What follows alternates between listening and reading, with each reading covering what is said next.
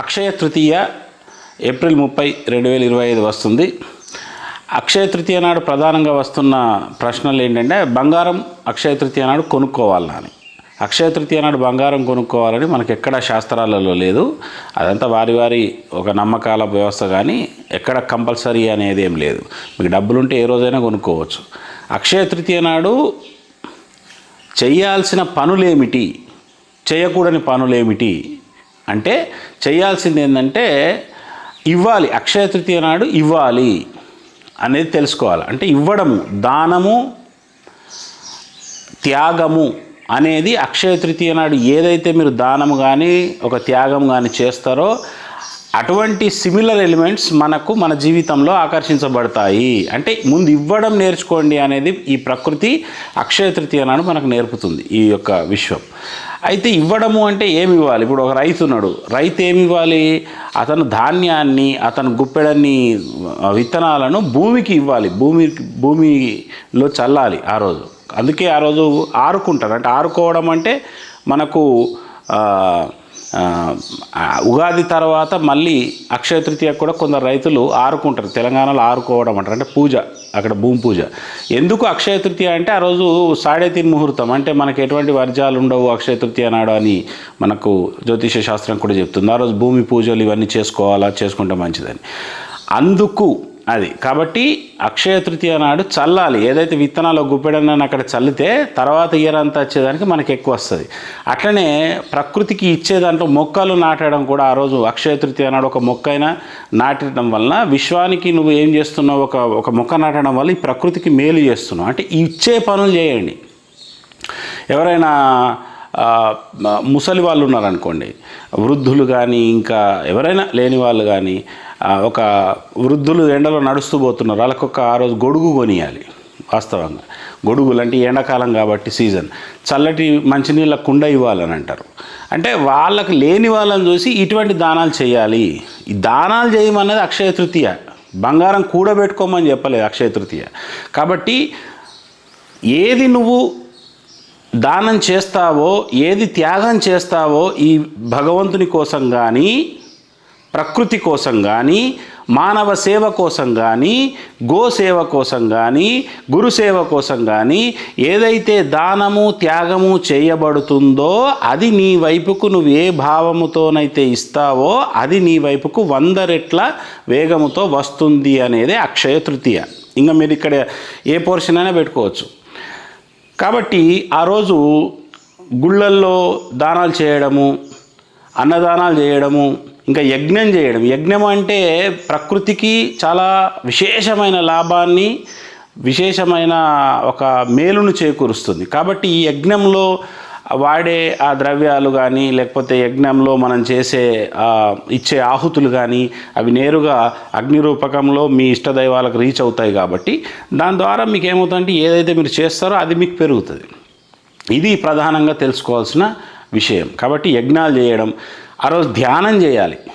అక్షయ తృతీయ నాడు చేసే ధ్యానము చాలా విశేషమైంది. కాబట్టి మనం ఆ రోజు ధ్యానం చేయడం వలన మనము ఏదైతే సంకల్పాలు మన ధ్యానంలో కూడా మెదులుతూ ఉంటాయో అటువంటివి కూడా నెరవేరుతాయి అని మనకు శాస్త్రాలు చెబుతూ ఉన్నాయి. కాబట్టి ధ్యానము, ధర్మము, దానము ఇవి మెయిన్, ఇవి కంపల్సరీ చేసుకోవాల్సిన విషయాలు. అలాగే యజ్ఞము. ఇంకా ఆ రోజు చేయాల్సింది ఏంటంటే ఈ చేయాల్సిన విషయాలు మనం తెలుసుకున్నాం. చేయకూడదు ఏంటంటే ఆ రోజు ఎవరి మనసును బాధ పెట్టద్దు, ఎవరిని మనము శపించకూడదు, కోపించకూడదు, కొట్టకూడదు, తిట్టకూడదు, విమర్శలు చేయకూడదు, నిందలు చేయకూడదు. మీరు ఏది అక్షయ తృతీయ నాడు అటువంటి పనులు చేస్తే అటువంటిది మళ్ళీ ఇయర్ అంతా మీ చుట్టుపడతాయి, సేమ్ అక్షయంగా వస్తాయి. అంటే అవి కూడా తరగని విధంగా వస్తాయి. కాబట్టి ఆ రోజు వీలైనంత మౌనంగా, ధ్యానంగా, దానం బుద్ధితో, త్యాగ బుద్ధితో మెదులుతూ దైవ ఆరాధన చేయాలి. ప్రధానంగా ఏంటంటే ఆ రోజు ఎవరి నుంచి ఏది లాక్కోకూడదు. అంటే మనం ఎవరైనా అప్పిచ్చే వాళ్ళు మనకు ఎవరైనా అప్పు ఇచ్చేవాళ్ళు ఉన్నారనుకో, వాళ్ళని కూడా ఏమనకండి, వాళ్ళ నుంచి లాక్కున్నట్టు చేయొద్దు. తెల్లారి ఏదైనా ఉంటే మీరు చూసుకోండి. అక్షయ తృతీయ నాడు మాత్రం ఇటువంటి మనము పనులు చేయకూడదు. ఆ రోజు ప్రసన్న వదనంతో శాంతి వదనంతో ఉండాలి. ఆ రోజు గురువులు ఇచ్చిన ఉపదేశాలు ఏదైనా ఉంటే ఆ రోజు ఎంత మీరు జపిస్తారో అంత అక్షయంగా ఆ యొక్క దైవీ శక్తులు మీ లోపల ప్రజ్వరిల్లుతాయి అన్నది శాస్త్రం. అంటే అక్షయ తృతీయ నాడు చేయాల్సింది మీకు ఏదైనా గురువు నుంచి ఉపదేశం అయి ఉంటే, లేదా ధ్యానోపదేశం అయి ఉంటే, లేదా మహాప్రాణోపదేశం అయి ఉంటే, ఏదైనా సరే అది ఎక్కువగా మీరు జపం చేసుకోండి. ప్రతిరోజు 100 చేస్తే ఆ రోజు 1000 చేయండి. ఇలాంటి పనులు చేయండి. కాబట్టి ఇటువంటివి తెలుసుకోవాలి. కానీ మనం బంగారం కొనుక్కోవాలి, ఇంకోటి బంగారం కొనుమన్నారు. బంగారము, గోవు, దశదానాలు ఇటువంటి ఏదున్నా అక్షయ తృతీయ నాడు చేయొచ్చు. అంటే ఇప్పుడు బంగారము కొని ఒక గురుజంత అయినా కొని ఆలయాలలో అమ్మవారికి సమర్పించడం కానీ, గురువులకు ఇట్లా చేస్తారు. ఆ కాలంలో చేసేవాళ్ళు. అంటే కొని దానం ఇవ్వమన్నారు. అది కూడా మూట కట్టుకోమని చెప్పలే. అది ఏ రోజైనా కొనుక్కోవచ్చు బంగారం, ఏదైనా కదే. కానీ ఆ రోజు చెప్పబడ్డది ఏంటంటే దానాలు. అక్షయ తృతీయకు దానాలు చేయమన్నారు. ఏది దానం చేస్తామో అది మన వైపుకు వస్తుంది. కాబట్టి బంగారం కొనుక్కోవడానికి మనం అప్పులు చేసి మళ్ళా ఇబ్బంది పడే బదులు అటువంటి ఆలోచనలు మనము ఇప్పటికిప్పుడు కొనుక్కోవాలి, రేపు కొనుక్కోకపోతే మా ఇంటికి లక్ష్మీదేవి రాదు అనే అపోహలు వదలండి. లక్ష్మీదేవి ఎప్పుడు మీ ఇంట్లో ఉన్నదని గ్రహించండి. ఆ మహాలక్ష్మి, అష్టలక్ష్ములు మన ఇంట్లో సదా ఉంటారు. ఒక అక్షయ తృతీయ నాడే వచ్చే దేవతలు కాదు వాళ్ళు ఎప్పుడు మన ఇంట్లోనే ఉంటారు, మనకు అనుగ్రహిస్తూ ఉంటారు అనే ఒక భావాన్ని మీరు పెంపొందించుకోవాలి. అట్లనే అక్షయ తృతీయ నాడు రాజశ్యామల మాత యొక్క పుట్టినరోజు. మన రాజశ్యామల పీఠంలో అక్షయ తృతీయ 3వ వార్షికోత్సవం. అంటే రాజశ్యామల అమ్మవారిని పెట్టి, అమ్మవారు కూడా ఆవిర్భావమైన దినోత్సవం కూడా అక్షయ తృతీయనే. కాబట్టి అమ్మవారి పాదాలు ఎవరు పట్టుకున్నా కానీ వారికి అక్షయంగా కలిసి వస్తుంది అన్నది నానుడి. కాబట్టి అక్షయ తృతీయ నాడు ప్రతి ఒక్కరు చేయాల్సిన పని ఏంటంటే అమ్మవారి యొక్క దర్శనం చేసుకోండి. తద్వారా మీకు దగ్గరలో రాజశ్యామల అమ్మవారి గుడి లేకపోతే అమ్మవార్లు ఏదైనా సరే, మహాలక్ష్మి అమ్మవారు, చండి, దుర్గా, కాళీ, ఏ అమ్మవార్లైనా చేసుకోండి. లేదా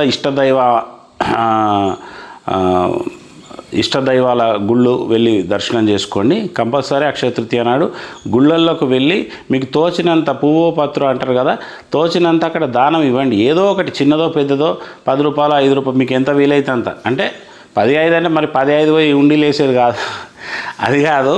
మీకు యథాశక్తి మీతో ఒక 25 కిలోల బ్యాగ్ అవుతుంది. ఎక్కడనో మీరు విజయవాడలో, విశాఖపట్నంలో ఉన్నారు, అక్కడ ఒక గుడి ఉంటుంది, అక్కడ 25 కిలోల బ్యాగ్ రైస్ ఇవ్వండి. ఒక గోశాలలో వెళ్ళి అక్కడ ఏదైనా దానం చేయండి, గోవుల గ్రాసం ఇవ్వండి. ఇట్లా ఏదో ఒక దానాలు చేసుకున్నాడు మెయిన్. కానీ ఏదో మన జేబులో 1,00,000 రూపాయలు ఉంటే ఒక 10 రూపాయలు తీసి ఉండీలేస్తే దానం అని ఇటువంటిది కాదు. యథాశక్తి, యథోచితంగా మీరు ఎక్కడ ఏ ప్రాంతవాసులైనా ఆయా ప్రాంతాలలో ఉన్న గోశాలలలో సేవ చేసుకోండి. ఆలయాలలో మీకు తోచిన అన్నదానానికి సేవ చేసుకోండి. లేదా అక్కడ జరిగే విశేష కార్యక్రమాలు ఉంటే అక్కడ సేవలు చేసుకోండి. అది చేయాల్సినవి. ఇది ఇవ్వడము. అక్షయ తృతీయకు నేను ఏమి ఇవ్వాలి? లేదా ఒక పేదలు కనిపిస్తే వాళ్ళకి గొడుగులు కొనియండి, మంచినీటి కుండలు కొనియండి, ఇంకేం కొనిస్తారో అది మీ దాన ధర్మాలను బట్టి. నేను ఇక్కడ మన టెంపుల్లోనే అని అంటలేనండి. మీరు ఎక్కడున్న వాళ్ళైనా ఎక్కడైనా ఇటువంటి ప్రవర్తన కలిగి ఉండండి. అక్షయ తృతీయ నాడు ఆ రోజు నూతన వ్యాపారాలు ఆరంభించుకునే వాళ్ళు ఆరంభించుకోవచ్చు అక్షయ తృతీయ. అలాగే ఆ రోజు మంచి ధన సంకల్పాలు చేయాలి. ధన సంకల్పాలు అంటే మనం మంచి ఐశ్వర్యవంతులం కావాలి,